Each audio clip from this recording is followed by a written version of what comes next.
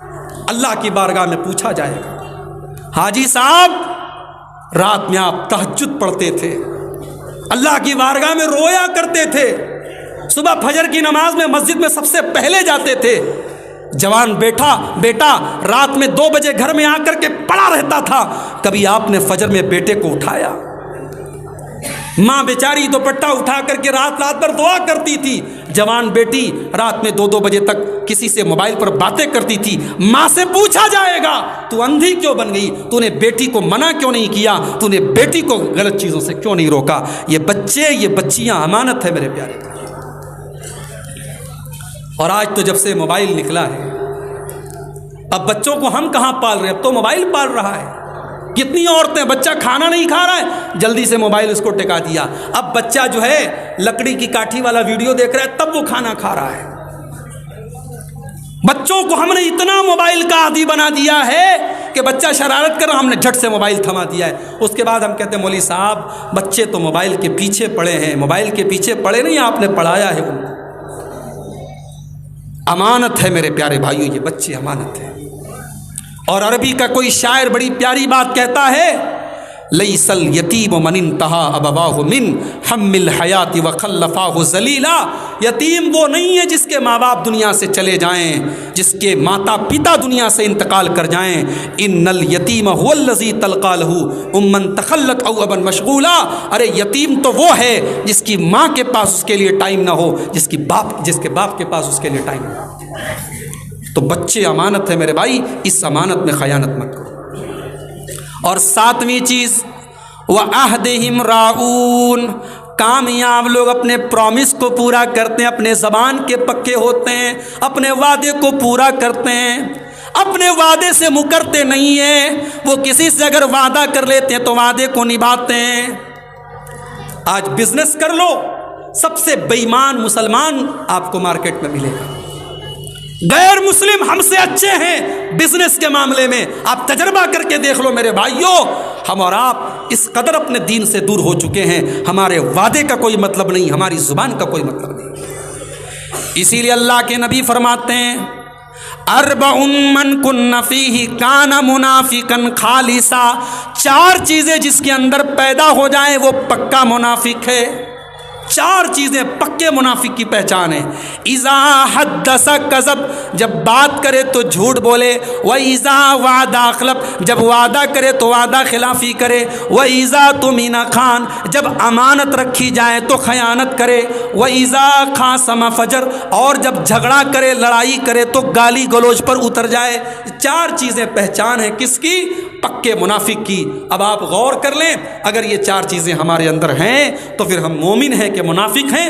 حدیث فیصلہ کر دیتی ہے، فتویٰ لگا لینا، حدیث میں آپ کو دے کے جا رہا ہوں۔ یہ 4 چیزیں ہیں جس کے اندر ایک چیز یہ بھی ہے کہ جب وعدہ کرے تو وعدہ خلافی کرے۔ اسی لیے اللہ نے کہا کہ کامیاب لوگوں کی 7ویں کوالٹی یہ ہے وعہدہم راعون، وہ اپنے وعدے کے پکے ہوتے ہیں۔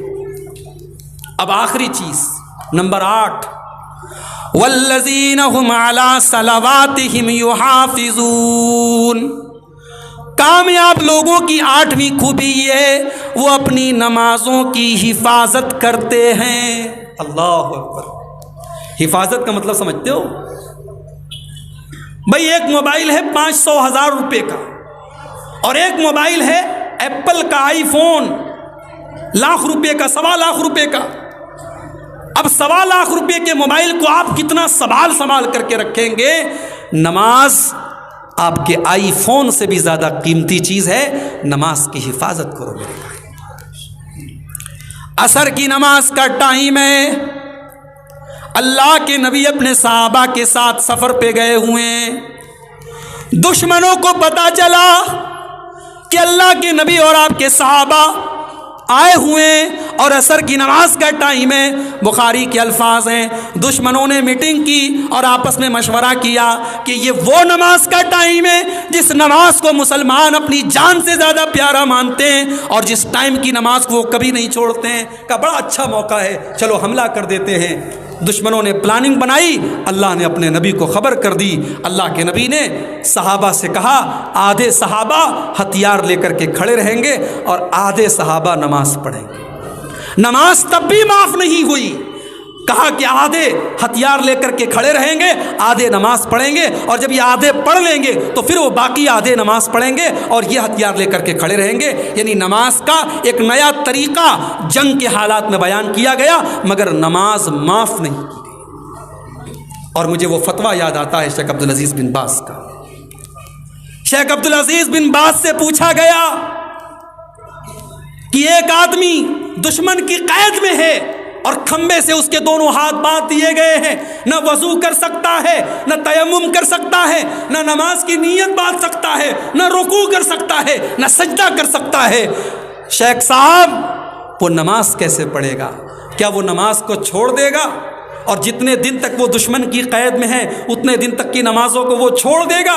شیخ عبدالعزیز بن باز اللہ ان کی قبر کو نور سے بھر دے، انہوں نے فتویٰ دیا کہ نہیں، یہاں قرآن کی اس آیت پر عمل کیا جائے گا، فاتقوا اللہ ما استطعتم، اللہ سے ڈرو جتنی تمہارے اندر طاقت ہے۔ اس کے ہاتھ کھمبے سے بندھے ہیں، وہ وضو نہیں کر سکتا ہے نہ کرے، وہ تیمم نہیں کر سکتا ہے نہ کرے۔ اگر اس کا چہرہ قبلے کی طرف ہے اچھی بات ہے، اگر نہیں ہے تو جس حال میں ہے اسی حال میں وہ اپنے سر کے چہرے کے اشارے سے رکوع کر لے، سجدہ کر لے، اور اسی حال میں وہ نماز پڑھ لے۔ نماز اس حال میں بھی معاف نہیں ہے میرے پیارے بھائیوں۔ آج جلسہ ہو رہا ہے برہیٹ کے اندر، اور ہم ہر سال جلسہ کرتے ہیں، 2 دن کا جلسہ ہوتا ہے، ہزاروں کی بلکہ لاکھوں کی تعداد میں لوگ اکٹھا ہوتے ہیں، مگر پھر رپورٹ کیا آتی ہے؟ کیا ہماری نمازیوں کی تعداد میں کوئی اضافہ ہوا؟ ہر سال ہمارے علاقے میں کوئی نئی مسجد بن رہی ہے، ہر سال کئی نئی مسجد کی تعمیر ہو رہی ہے۔ مسجد تو بنا لی شب بھر میں ہی ماں کی حرارت والوں نے، من اپنا پرانا پاپی تھا، برسوں میں نمازی بن نہ سکا۔ مسجدوں کو بنانے سے اہم یہ ہے مسجدوں کو آباد کیا جائے میرے بھائیوں۔ آج لاک ڈاؤن میں کتنی مسجدیں ایسی تھیں جہاں جمعہ نہیں ہوتا تھا، لیکن گاؤں دیہات میں چھوٹی چھوٹی وقتیہ مسجد تھی، وہاں بھی جمعہ ہونے لگا۔ میرے پاس ایسے سوال بھی آئے، شیخ صاحب ہمارے گاؤں میں 2 مسجدیں تھیں، جامع مسجد تھی، وقتیہ مسجد تھی، وقتیہ مسجد میں ہم جمعہ پڑھنے لگے، اب دونوں مسجدوں میں جمعہ ہو رہا ہے۔ میں نے کہا دیکھیے بہتر ہے، اور جو فتوے کی روشنی میں جو علماء نے فتویٰ دیا وہ یہی ہے کہ بہتر ہے کہ گاؤں میں کوئی ایک مسجد ہو، بڑی مسجد، جہاں سارے لوگ مل کر کے جمعہ پڑھیں، لیکن اگر دونوں پر پڑھا جاتا ہے تو جائز ہے، لیکن بہتر اور افضل یہ ہے کہ اگر 2 مسجدیں قریب قریب میں ہیں تو جو بڑی مسجد ہے اس پر جمعہ کی ادائیگی کی جائے۔ ہم نے وہ حالات بھی دیکھے ہیں میرے بھائی، اللہ کے گھر میں حرم میں نمازیں ہو رہی ہیں 2-2 فٹ کی دوری پر۔ اللہ کے گھر میں کبھی یہ منظر نہیں دیکھا گیا کہ طواف رک گیا ہو، نماز رک گئی ہو، حرم کے اندر تالا لگ گیا ہو۔ ہم نے وہ منظر بھی دیکھا میرے بھائیوں۔ آج اللہ کا شکر ہے حالات نارمل ہوئے ہیں، آج وہاں پر بھی حج ہو رہا ہے، طواف ہو رہا ہے، عمرہ ہو رہا ہے، حج بھی انشاءاللہ ہوگا۔ آج اللہ نے ہمیں پھر زندگی دی ہے، آج پھر کورونا کا اثر کچھ کم ہوا ہے، اور زندگی کتنے دن کی ہے میرے بھائی کوئی گارنٹی نہیں ہے، موت کب آ جائے گی کوئی گارنٹی نہیں ہے۔ لہٰذا یہ جو 8ویں نشانی ہے کہ اللہ کے کامیاب بندے اپنی نماز کی پابندی کرتے ہیں۔ آج اس جلسے سے جب آپ گھر جائیں تو یہ سوچ کر کے جائیں کہ ہم نماز کی پابندی کریں گے، اور آج ہونے والی فجر کی نماز آپ انشاءاللہ جماعت کے ساتھ پڑھنے کے بعد تب اپنے گھر میں جائیں گے، یہ عہد کر کے یہاں سے آپ اٹھیں۔ یہ 8 چیزیں اگر پیدا ہو گئیں ہمارے اندر تو اللہ تعالیٰ کہہ رہا ہے اولئک هم الوارث۔ اللہ نے یہ نہیں کہا ایسے لوگ جنت میں جائیں گے، اللہ نے کہا جنت کے وارث بن جائیں گے۔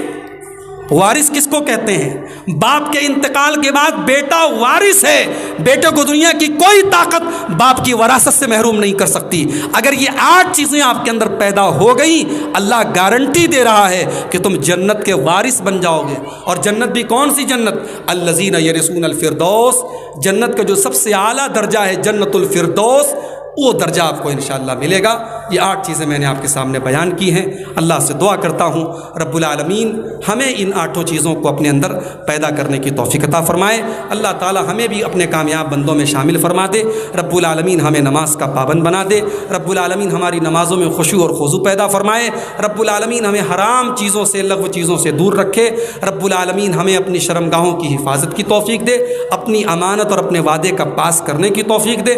جو بیمار ہیں اللہ ان کو شفا عطا فرمائے، جو روزی روٹی سے پریشان ہیں اللہ ان کے کاروبار میں برکت نصیب فرمائے۔ کہنے اور سننے سے زیادہ رب العالمین ہم سب کو عمل کی توفیق عطا فرمائے، آمین۔ وآخر دعوانا